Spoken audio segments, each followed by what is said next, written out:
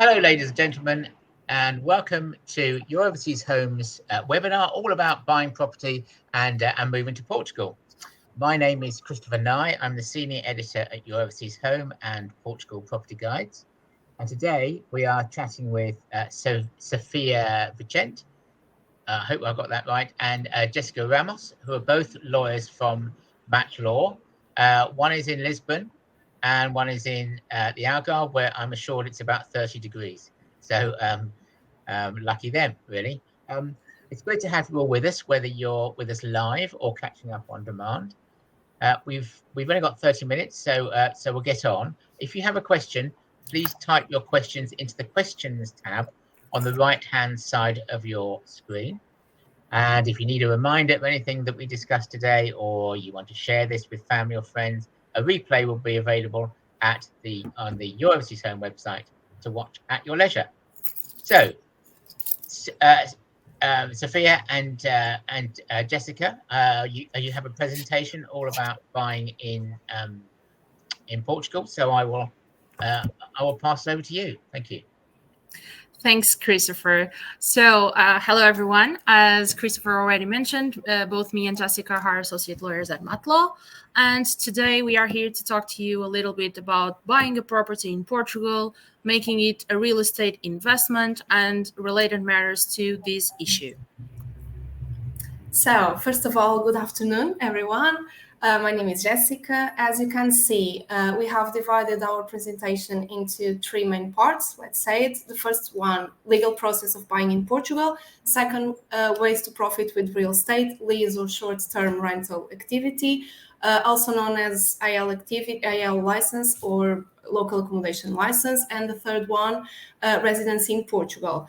Our presentation will take about 20 minutes and we will have 10 minutes for your questions at the end. So first of all, we will discuss the legal process of buying a property in Portugal.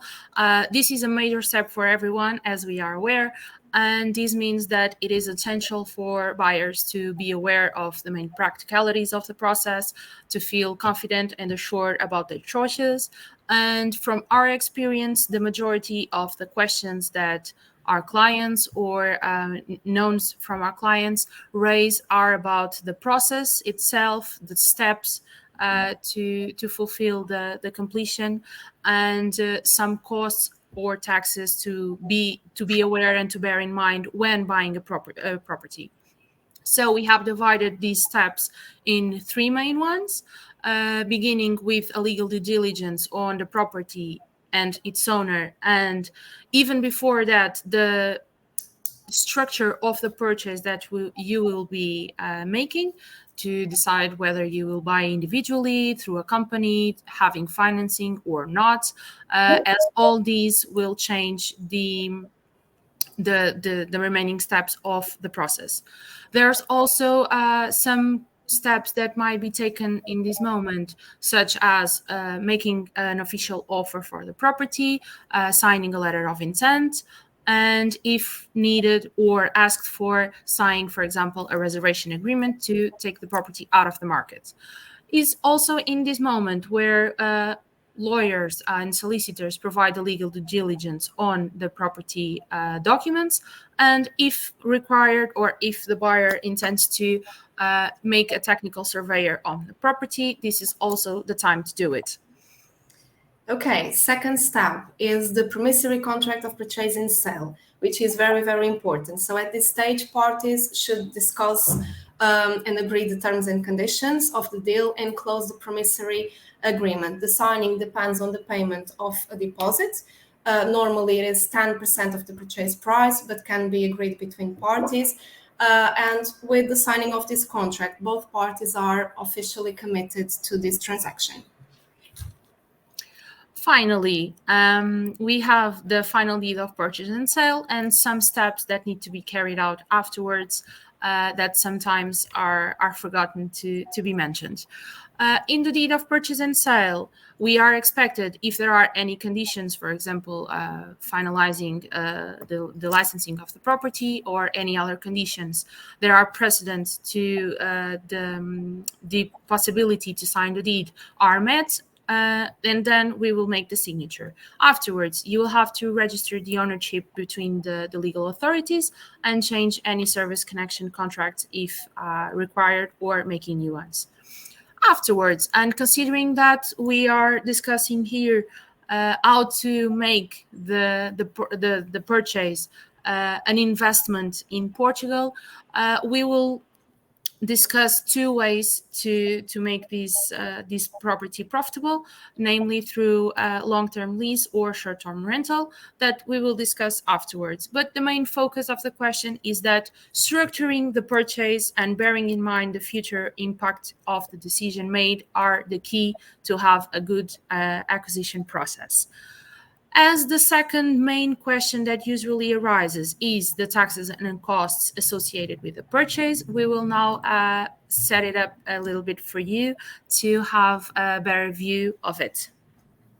So the cost of the property is not the only cost that you should think about.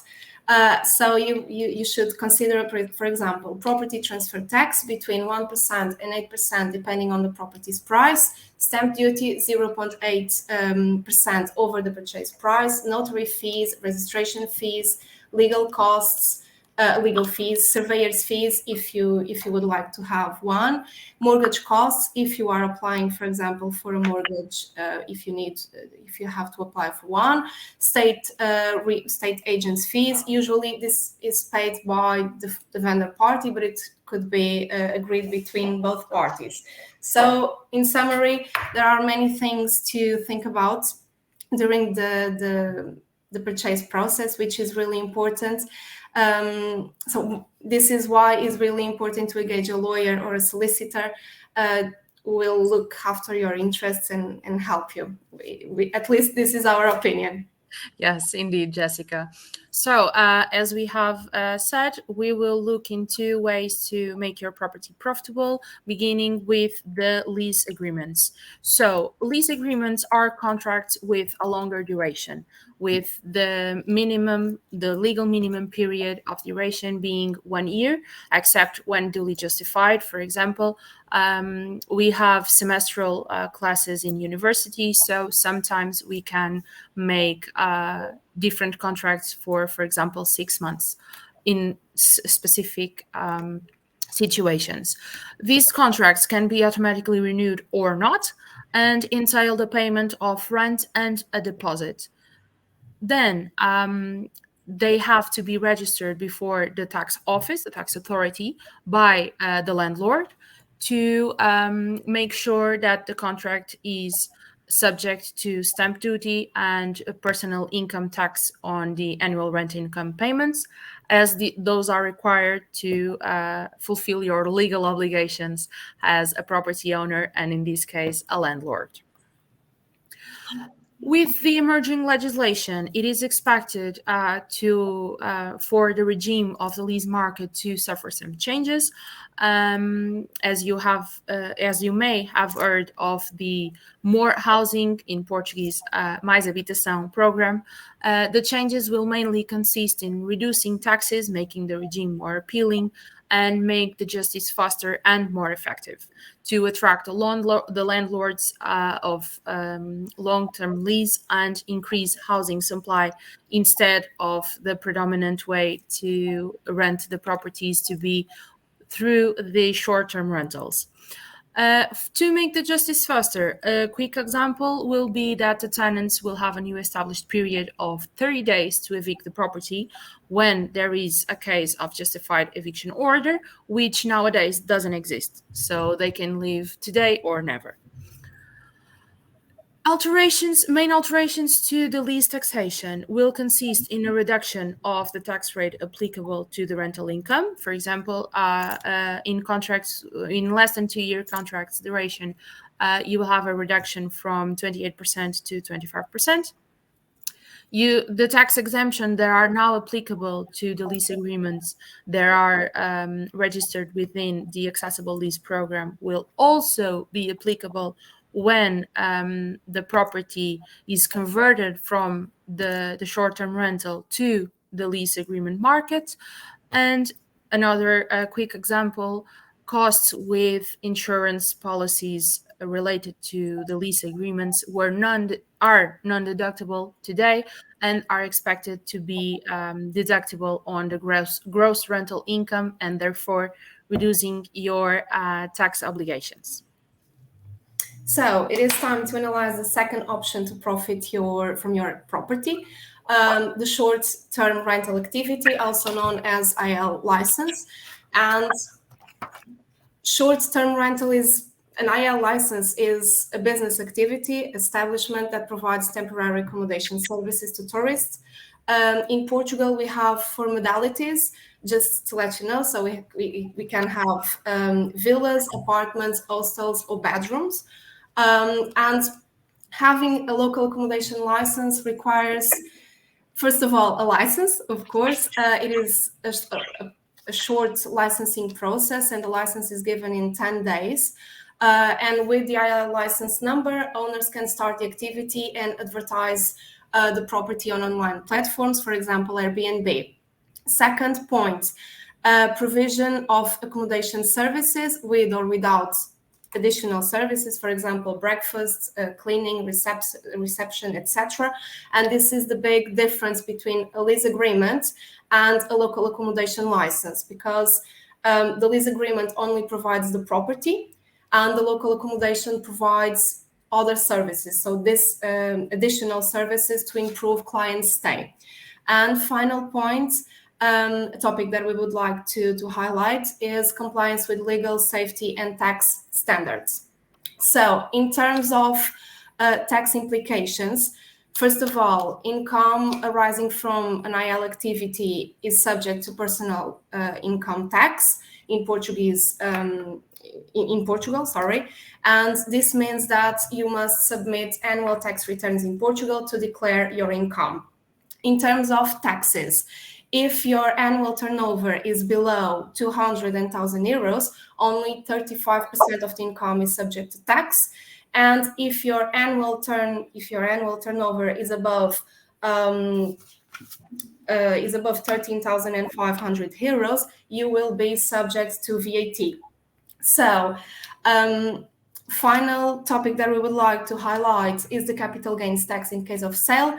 As we have already mentioned, so the activity, the local accommodation is a professional activity, and it is treated as a professional activity. So if you transfer a property to this professional activity, this has an impact in case of sale. The income from the sale will be treated as professional income and not just an income from the sale, let's say it.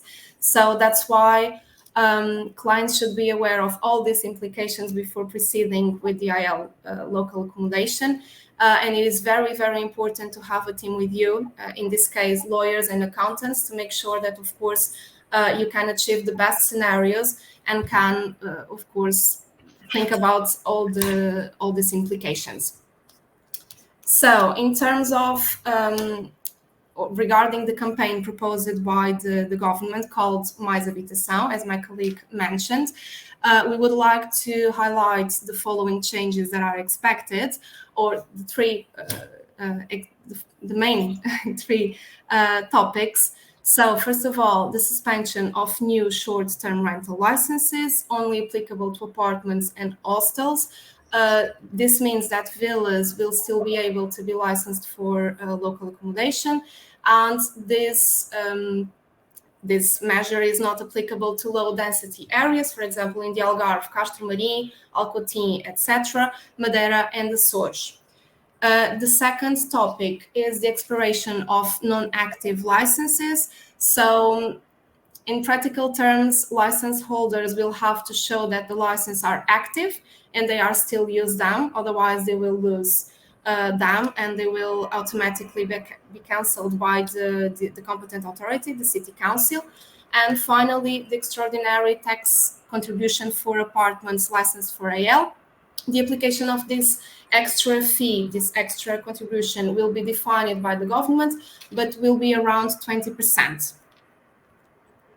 Considering all this information, which is a lot, and both ways have pros and cons. on the way to make your property profitable.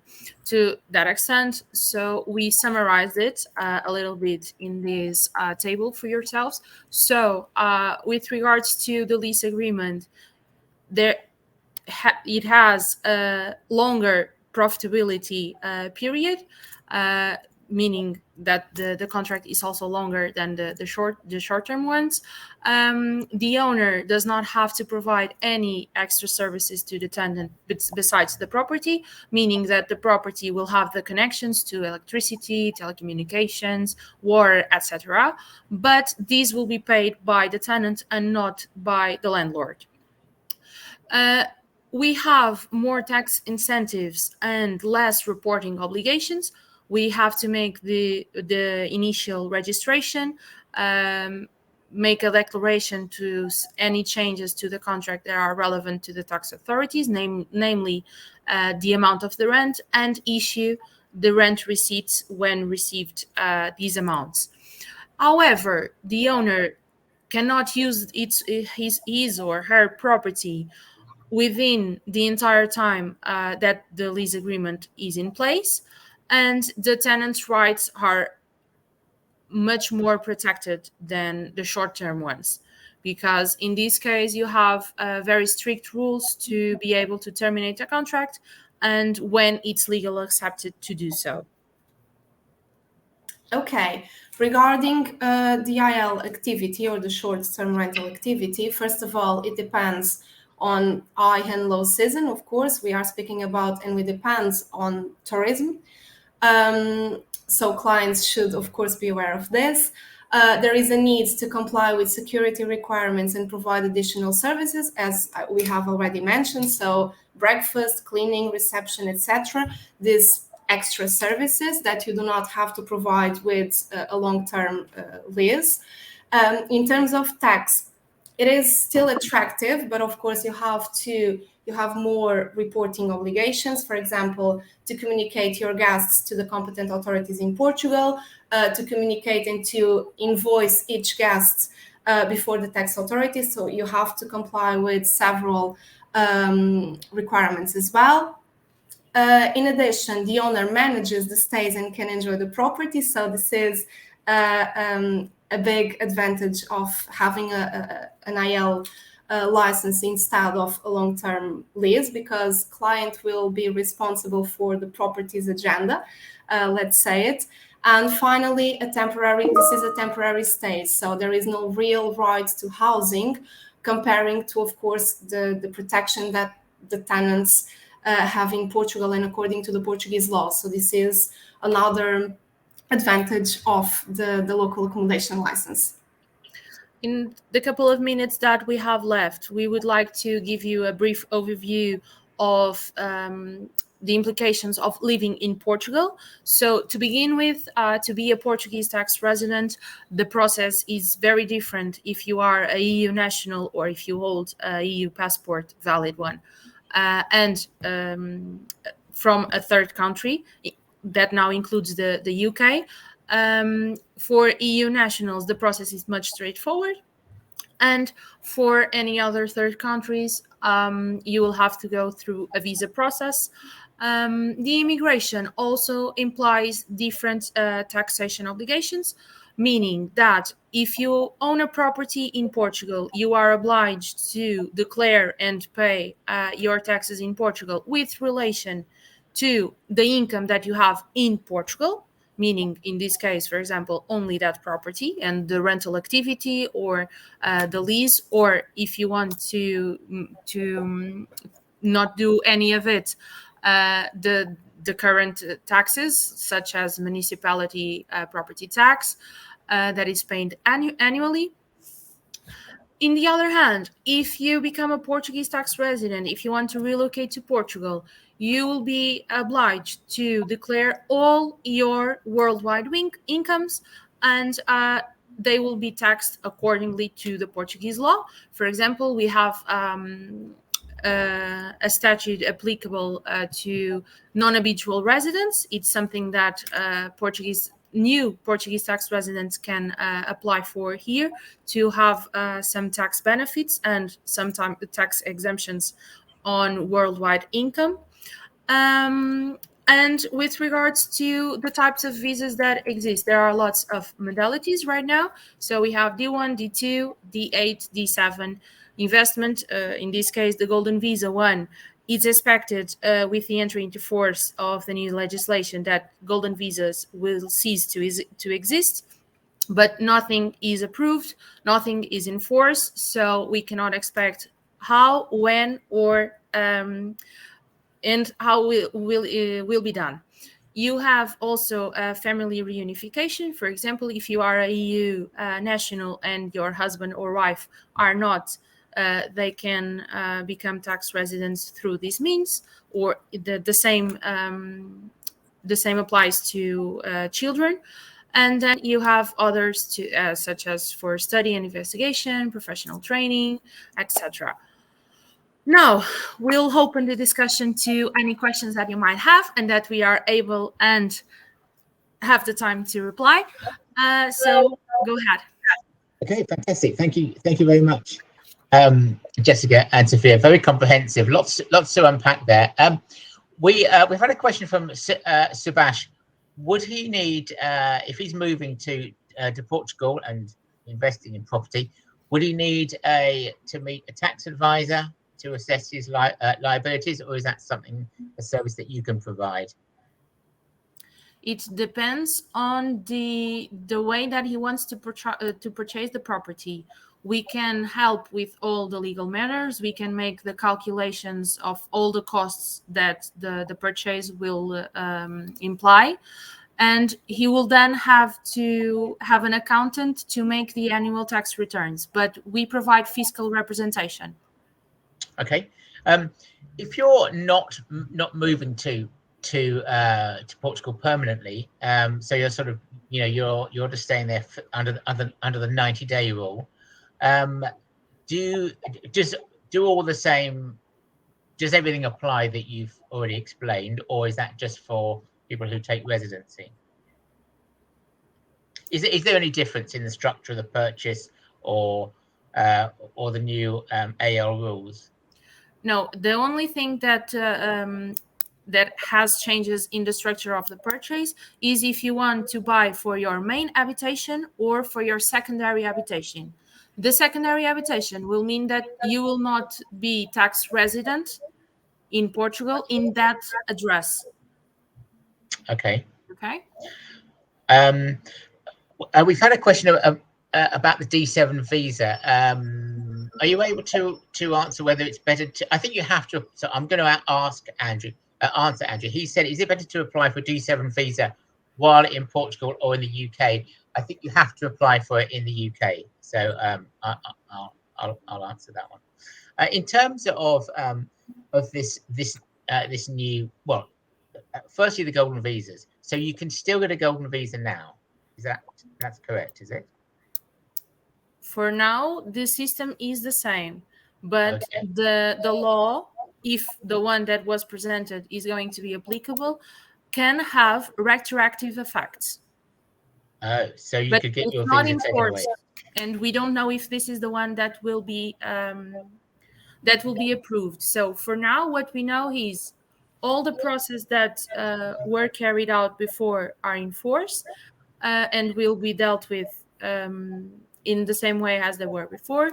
Every golden visa that is issued it will remain the same. Just when the law enters into force, the renewal process is probably going to change and convert the golden visa into another one. How, when, and the terms, we still don't know. Okay. Just a sort of general question about buying property in Portugal. How long does the process take, would you say, from when we first engage you to getting the keys in our hand? I would say that it depends on the process, first of all. It depends on the property as well, and it depends on clients. So, for example, if client would like to apply for a mortgage, this will impact the process. A normal process, so without this mortgage and the banks, I would say that 3 months, for example, okay, if everything goes well.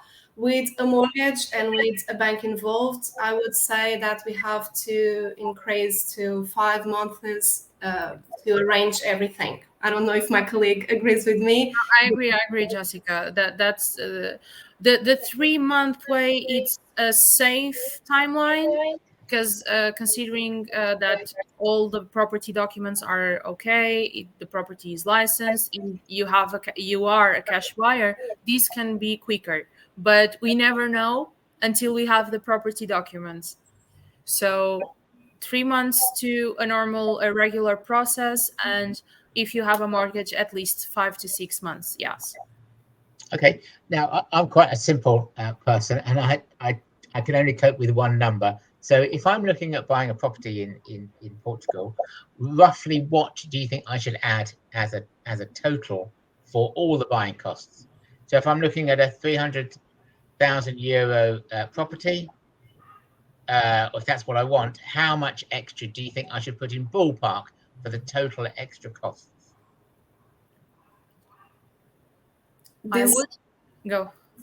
I think it is a case by case analysis, because first of all, we have to analyze the taxes, and the tax is not a flat fee, as you know. For example, the property tax, the transfer tax, it is not a flat fee. So the stamp duty is, but will also depend on clients. For example, if clients would like to have a survey, a technical survey to of course to have a technical expert, an engineer to visit the property. So it is very difficult to of course give you a number, and that's why we always prepare a provisional breakdown of costs, for example, to give to our clients, to give them a rough estimate. Considering the 300,000 that you mentioned, I would say with a technical survey, legal fees, notary fees, and without a mortgage, I would say around 20 to 30,000 extra to be on the safe side. Got it. Okay, brilliant. Now, also, so with this new law, is it an actual law, or is it still a proposal? And how likely is this to actually happen with the new controls? It is still a proposal, but the government is very keen to move forward with this as soon as possible. It's not common at all to have a proposal of law like 1 month after the program to be announced. So all the process is going very quick for what is expected to be an approval of a law in Portugal. But right now it's just a proposal, but it's the only one that we have. Okay, brilliant. You spoke about a survey earlier. How normal is it? Well, in terms of investment, I guess sometimes the margins are quite tight. So any if you buy the wrong property and you have to have work done, then you can lose all your property investment in one go. So is it normal to have a survey? And who would you get that from? And is that something that my lawyer would organize? Yes, we have some connections to engineers. They're the ones that carry out the survey for the technical part of any property issues that might arise. And usually what we advise, if the vendor, for example, is rushing the process, is to sign a reservation agreement with an amount refundable, a few thousand euros, no more than that, refundable. I'll underline that. To carry out all the legal due diligence, because we have process, especially in major constructions and higher amounts, of course, that the technical surveyor notes some points that need to be arranged or amended, or any reparations that the property needs to have. And then we present to the vendor two options: either to carry them out before the deed, if it's a deal breaker and if he agrees with it, or we try to reduce the price. Okay. Right. We have actually run out of time. We've only really touched on visas. So I have just, if you've asked a question, I have put a link in for our other webinars that deal more directly with that. But I would like to thank Sophia and Jessica for a really comprehensive explanation of the buying process, and I would urge you, if you're going ahead and buying in Portugal, to get in contact with MATLAW. They've got local lawyers, Lisbon, Algarve, and other points in Portugal, and they will ensure your property purchase goes safely. The contact details are on there, or you can always call your Overseas Homes calling centre, and we'll pass your questions on and give you the details. So once again, thank you both of you for your information, and thank you to our viewers for turning up, and good luck in your property purchase in Portugal. Good night. Thank you all. Much. Thank you. Bye-bye.